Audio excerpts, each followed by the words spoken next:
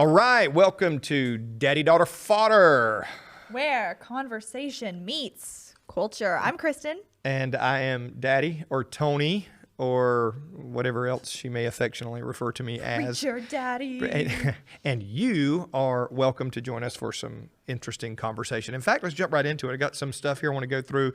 This is from an article that I read in the mainstream, lamestream media. It says, Judge allows lawsuit by Pennsylvania moms over first grade transgender lessons to move forward. It says that a judge in Pennsylvania ruled against a motion to dismiss a lawsuit filed by parents who allege their children's first grade teacher violated district policy, state law, and the Constitution by teaching children about gender dysphoria and transgender transitioning. This is a first grader. So first of all, let me say, thank you, Jesus, that there is some kind of justice and some kind of accountability. You're talking about a first grade child. It's like a 6 or 7 year old. Do you remember when you were 3 and I was teaching you? We homeschool, by the way. I'm just going to tell you, very proud. Kristen is a product of my failed homeschool attempt. So I graduated and in college, so before he goes and throws me under the bus, I'm doing just fine. I should say her mother's failed attempt because she did it. Kudos to her mom. Yes. Incredible woman. I was the principal / authoritarian. Anyway. We did homeschool. So I remember broaching this issue. I would have never thought about. You say, well, you have to teach your kids early. Okay, hang on. You have to teach your kids early if they're not accountable and you don't know where they are and what they're doing. But as a parent, you need to know where your kids are and what they're doing. If you don't, you're a bad parent. How can you say that? I'll say it again. You are a bad parent if you don't take responsibility for your children. Okay, there. So you can leave your nasty comments, or you can repent, or you can go, man, I'm glad somebody finally said that. Amen. Anyway, there is a responsibility and an accountability. But the idea that I'm going to send my kids somewhere and they are going to be taught in the first grade about this type of agenda, it's absolutely inappropriate. I mean, this is something that one, I don't think that the educational system today has the moral trajectory or ability to even teach something like this effectively. I just see, when I hear stuff like this, I just feel like it's wrapped in an agenda. Do you remember when I was 6 years old and I was asking about what it means to be transgender? Do you remember what I was asking when I was 8? And 9, what it meant to be non-binary? Absolutely not. I do not remember that, but tell me what happened. Good. Now, this is from her perspective. Now, sometimes her perspective may be detached from reality. No, good, because I never asked when I was 9. I think that back in Good point. The first time, let me put this into perspective for you guys. The first time that I ever heard about gay people or about transgenderism or about any of that was back in 2015, I believe, when gay marriage, I think, was legalized. Okay. And at that time, how old was I? I was 12. I think I was 12. So I would have been in middle school. So I was in middle school before I even knew that that heterosexuality, that the way that God had designed marriage was deviated away from how people were behaving today. And if that goes to tell you something, that tells you a couple things. One, that tells you that kids are inherently innocent. Okay, that tells you kids are innocent. In some ways, they're like, naive. How about they that? tell you kids ask questions, kids want answers. I was happy to just live my life, thumping along, doing whatever. And we were in Washington, D.C. when it happened, when it went down. I remember we were in Washington, D.C. because we were on vacation. And you were explaining it to me. And I'd never heard of it before for the first time. And I actually thought that it was like a really sensitive issue. And so I never even talked around it, around my friends, because I thought it was like really sensitive and we weren't supposed to talk about it. But that tells you that kids have to be groomed. That's really what it is. Kids have to be groomed in order to really be thinking about it. No 11 or 12-year-old kid is going out here thinking, "Dang, I wonder what being gay means," or "I wonder if I'm a lesbian." But kids are being groomed. They're being groomed in the schools. They're being groomed by the media. The over-sexualization of our media. And you say, well, you're old-fashioned and your daughter was sheltered. Absolutely. Absolutely, I was sheltered. This is a messed up, broken world. And if you're not intervening and protecting your kids, again, repent. I'm not saying that you withhold information, but there are certain degrees of information that you give. We had something that we did with all of our children at a certain age, and it kind of varied because they, believe it or not, they didn't all mature at the same pace and at the same level and degrees. So we tailor-made that, and that's what we're supposed to do as parents. Right. We're supposed to have a relationship to where we know them and we know how to answer the questions they have or recognize when they're asking questions. And that's what we call not abdicating parental responsibilities, but they are being indoctrinated. They are being taught. And if you don't send your children out prepared to counter this foolishness, I promise you, what we've seen is children that were raised in godly homes, raised in conservative homes, raised in homes where there were standards and expectations and values, but maybe not clarity. In other words, they may have known the what, but they didn't really fully understand the why. And as a result, they go away to liberal colleges.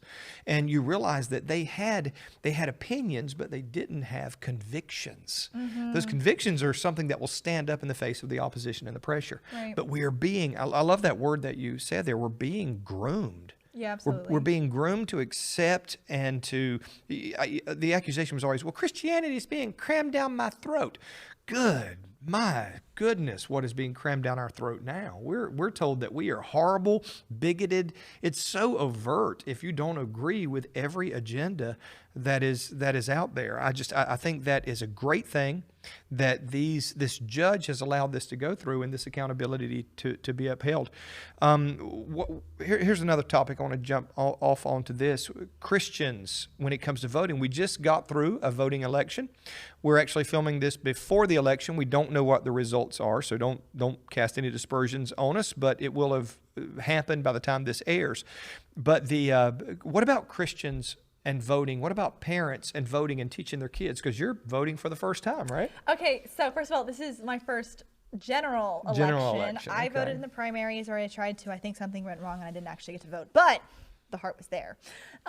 So I think that it's very valuable. We've been given this privilege, honestly, of voting in the United States. Not everybody has that. Not everybody has elections that we have, like in the United States, that proceed forward, that directly affect what goes on and what happens. And I feel like if you don't use the tools that God has given you to the fullest extent of your ability, then you are not being a good steward over what God has given you. Okay, we have not spoken.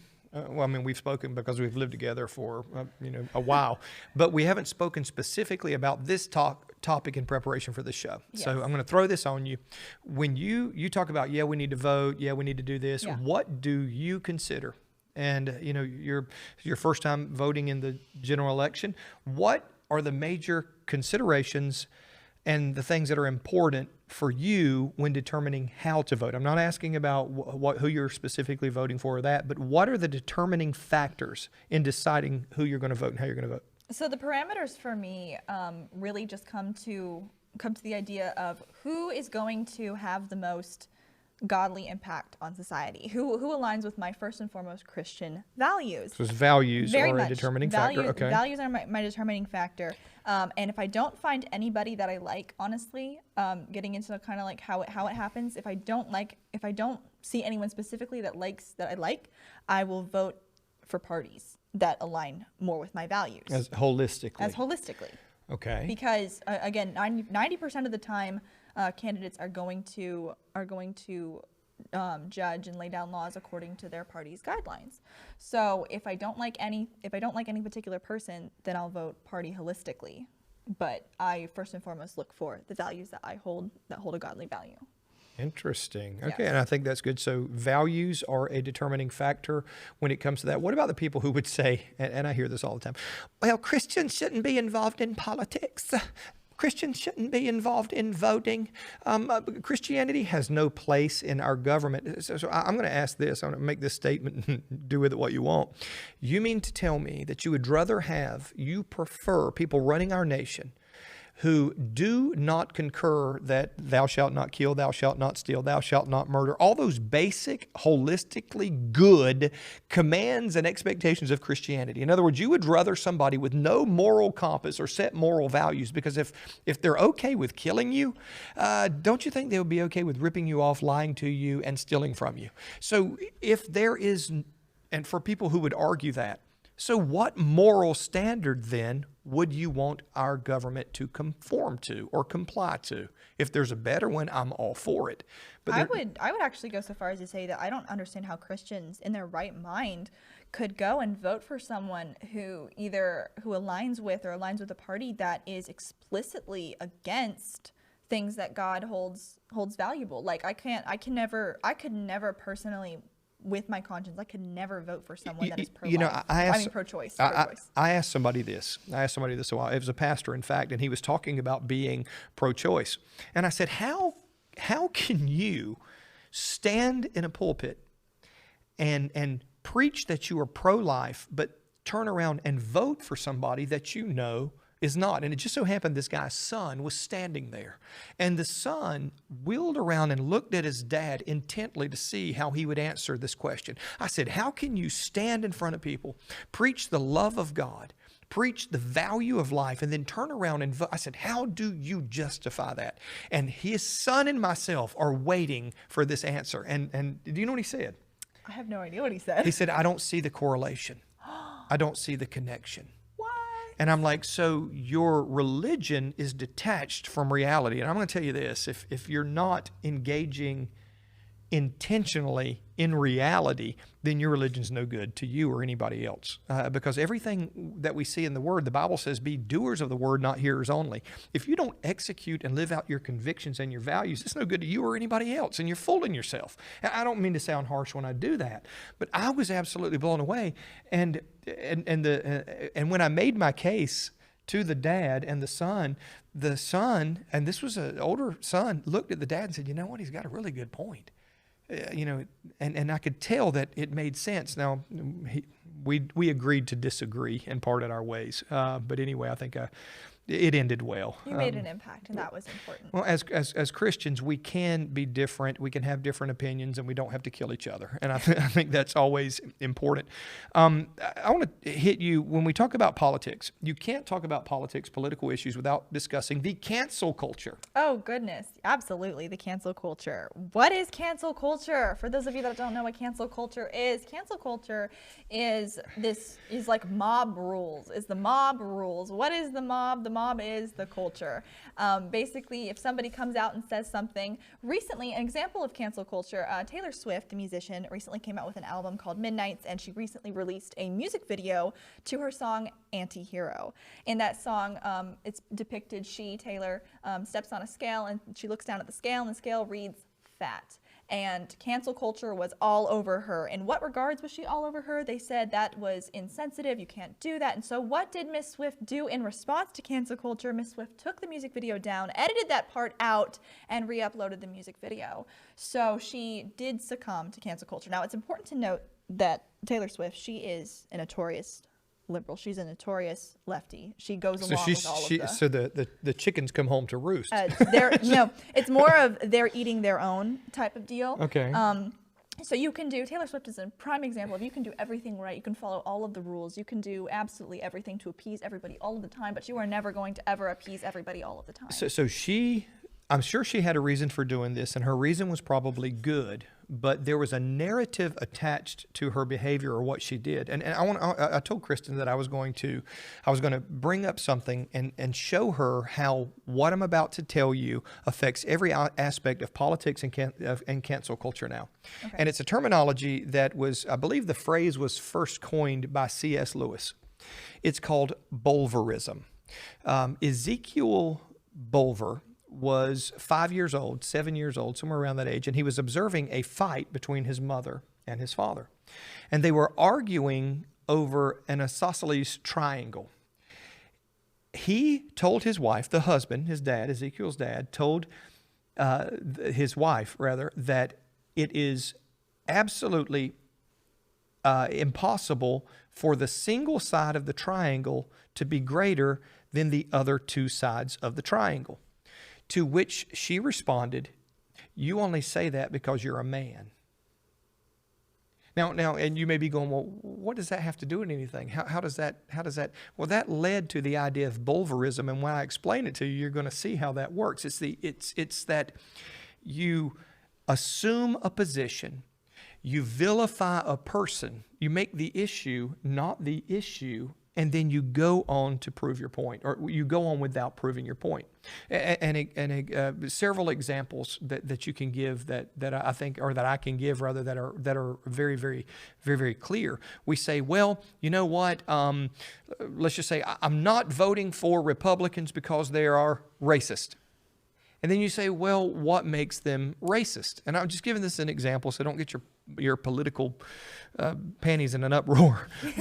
But you say, well, they're racist. Well, let me ask you something. Is there a problem with the economic policies? Well, their economic policies are messed up because they're racist. No, stop.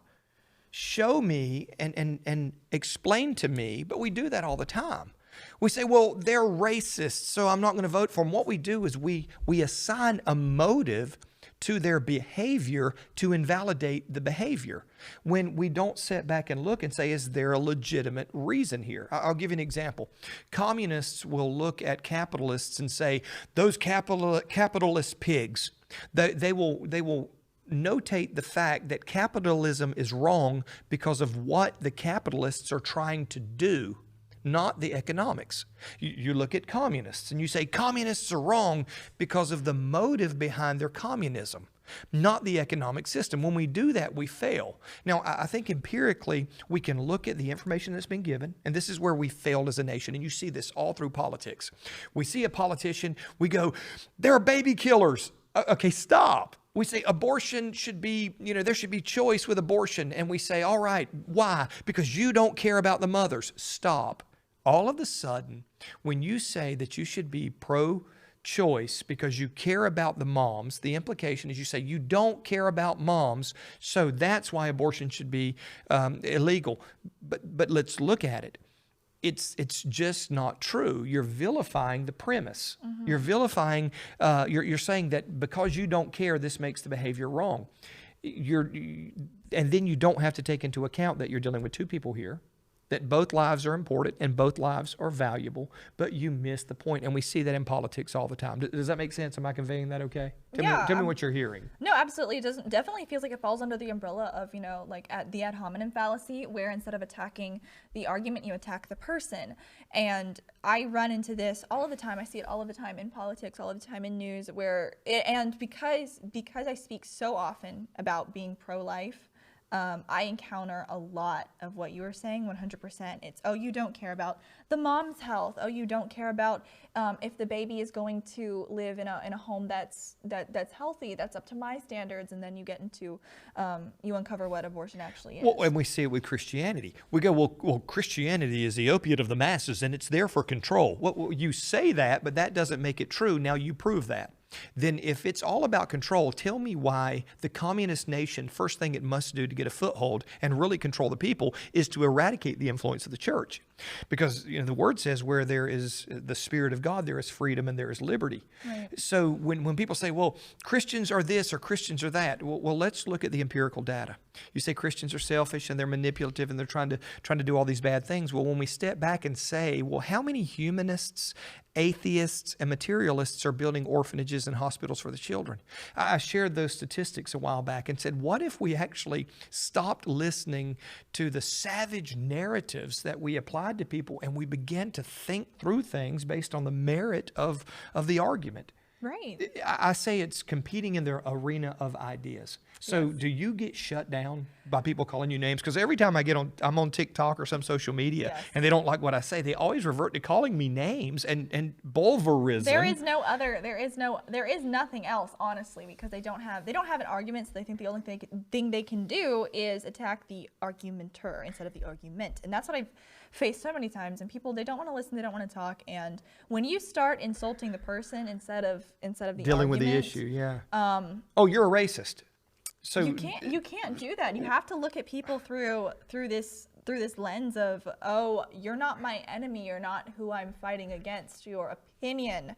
Your ideology is what I don't agree with. I love you as a person. I think Right. you are a person. We have to separate the person from the idea. So what if we said this? What if we said, okay, well, I'll tell you what, maybe I am. I'm not saying I'm a racist. Don't pull the clip, but say, well, okay, let's just say I am a racist. Let's say I am a homophobe. Let's say I am what's another accusation? Whatever you want to say. Let's just say that's true. Okay, let's examine the facts.